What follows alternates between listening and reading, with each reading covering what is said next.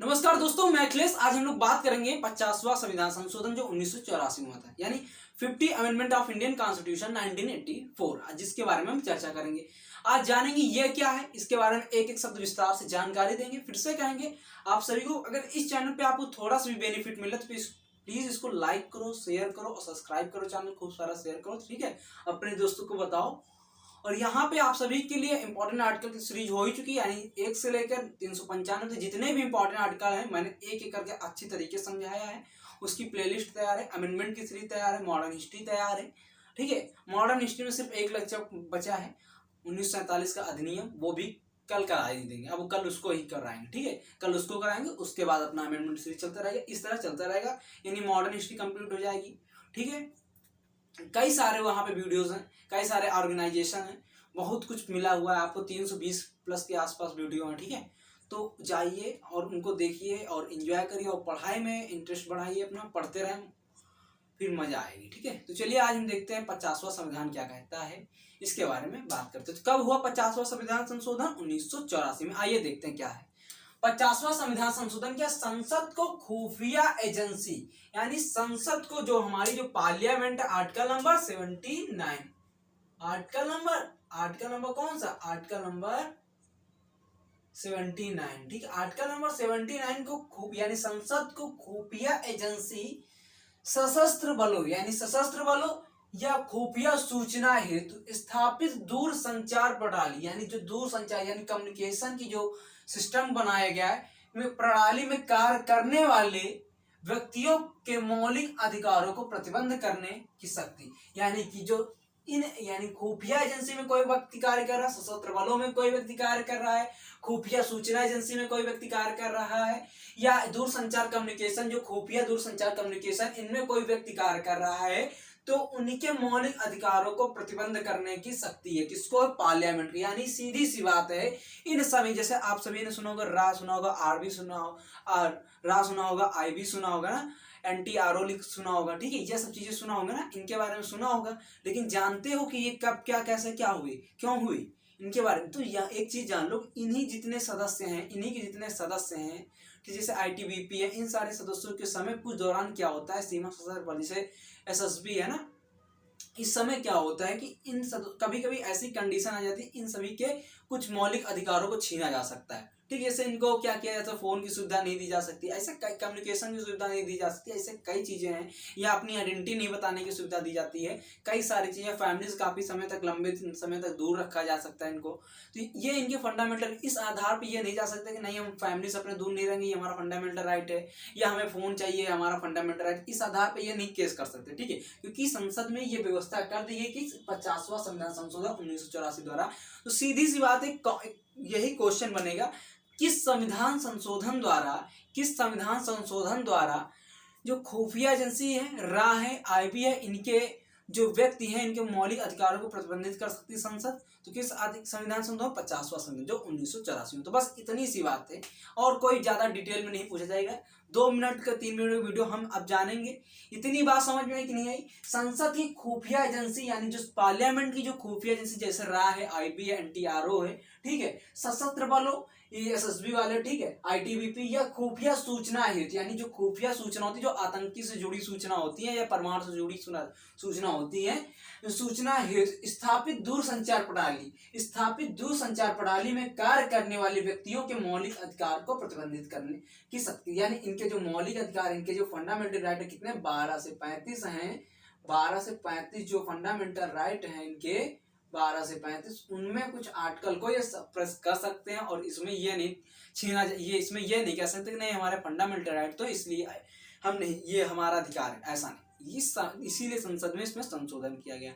अब हम 2-3 एजेंसी हैं जिनके बारे में अच्छे से जानकारी से जानते हैं, उनका गठन क्यों किया, किस उद्देश्य से किया गया, उनके बारे में जानकारी लेते हैं। बस इतना ही है 50वां संविधान संशोधन। चलिए आगे देखते हैं। चलिए देखते हैं रा के बारे में। रा, फिर IB, NTRO, कुछ ऐसे महत्वपूर्ण एजेंसियों के बारे में जानेंगे एक एक करके। तो पहले देखते हैं रा। रा का मतलब क्या? रिसर्च एंड एनालिसिस विंग, यानी रिसर्च करना, सर्च करना, उसके बाद एनालिसिस करना और विंग, ठीक है। रिसर्च एंड एनालिसिस विंग इसका फुल फॉर्म है रा। रा की स्टैब्लिशमेंट कब होती है? 1968 में होती है। देखो बताएं 1887 के आसपास क्या होता है। 1887 में आईबी यानी इंटेलिजेंस ब्यूरो की क्या हो जाती है, एजेंसी की स्थापना हो जाती है। ठीक है, जब 1961-62 में भारत चीन का युद्ध होता है तो उस समय सही जानकारी नहीं जुटा पाती है आईबी। ठीक है, यानी इंटेलिजेंस ब्यूरो सही जानकारी नहीं जुटा पाती है। और उसके बाद जब 1965 में भारत और पाकिस्तान का युद्ध होता है उसके दौरान भी ये सही जानकारी नहीं दे पाती है। ठीक है, जब उस दौरान भी 1965 के दौरान भी भारत पाकिस्तान युद्ध के दौरान भी आईबी जो थी सही जानकारी नहीं दे पाती। उसके बाद भारत को एहसास हुआ कि मुझे एक और ऐसी एजेंसी को बनाना चाहिए। ठीक है, जो इन खुफिया एजेंसियों के बारे में जानकारी रिसर्च करे, एनालिसिस करे, इन सब के बारे में, यानी किसी युद्ध के बारे में, इन सब के बारे में पहले से हमें अनुमानित कर दे। तो इसलिए क्या बनाया गया, रा, जिसको हम फुल फॉर्म क्या रखते हैं, फुल फॉर्म क्या, रिसर्च एंड एनालिसिस विंग। ठीक है, तो इतनी बात किस उद्देश्य से बनी, जब 1965 और 1961-62 वाला जो युद्ध हो उसके बाद कब रा की स्टैब्लिशमेंट हुई 1968 में।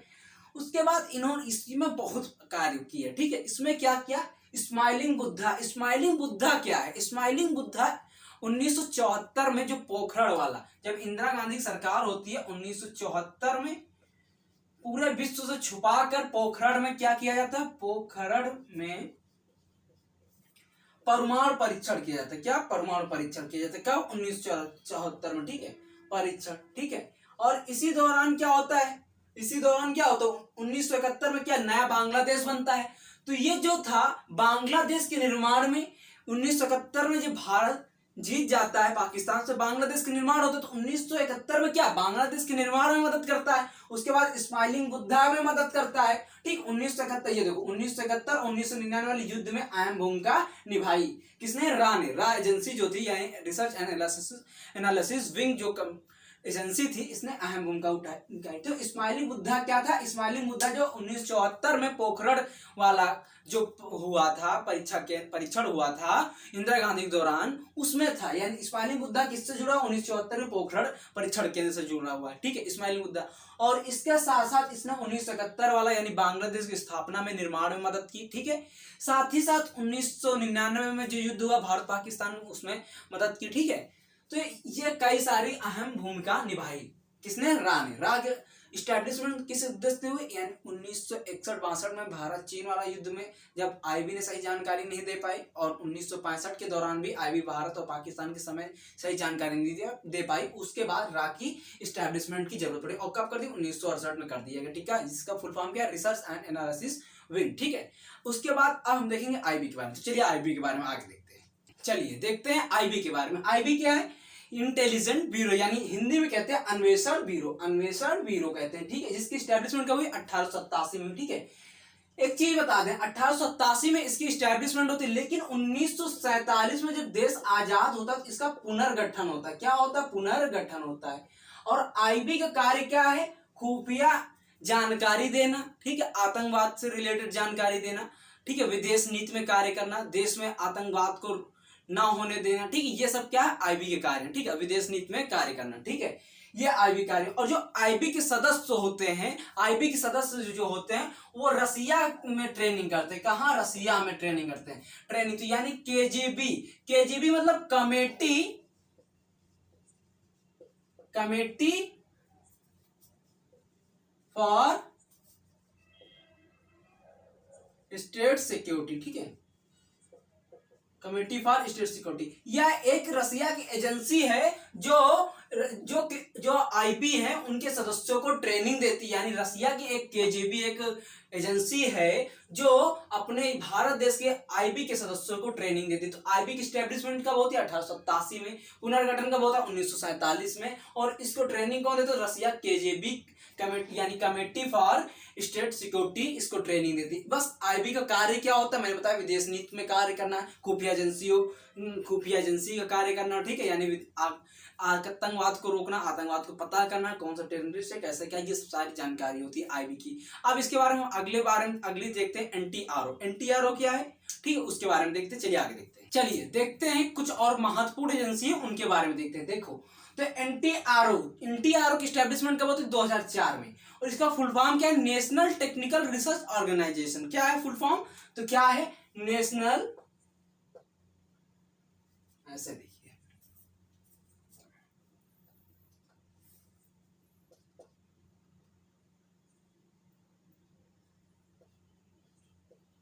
नेशनल टेक्निकल रिसर्च ऑर्गेनाइजेशन, ठीक है। नेशनल टेक्निकल रिसर्च ऑर्गेनाइजेशन इसका फुल फॉर्म एस्टैब्लिशमेंट कब होती है? 2004 में। और सीधी सी बात है, टेक्निकल से आपको समझ में आ रहा है कि इसका वर्क क्या है, जो एजेंसी होती है उनको खुफिया जानकारी देना, जैसे रा हो गई, आईबी हो गई, यानी इन सबको क्या, खुफिया जानकारी देना, बस इसका यही कार्य होता है। और इसकी एस्टैब्लिशमेंट होती है 2004 में होती है। फुल फॉर्म क्या, नेशनल टेक्निकल रिसर्च ऑर्गेनाइजेशन, ठीक है। उसके बाद क्या, NIA यानी national investigation agency, national investigation agency, इसकी स्टैब्लिशमेंट कब होती है?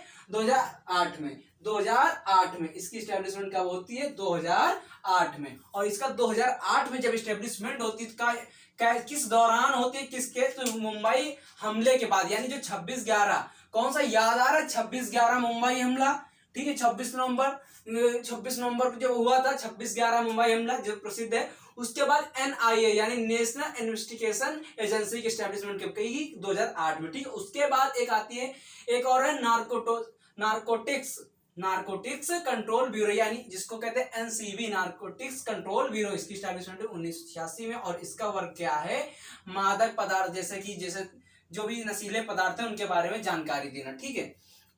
तो ये कुछ महत्वपूर्ण एजेंसियां थी जिनका जोड़ के हमें पढ़ाया तुमको कि कौन सी एजेंसियां होती हैं, ITBP क्या थी, NDRF क्या थी, इन सब के बारे में बताया। जो सीमा सशस्त्र बल होते हैं उनके बारे में बताया, ठीक है।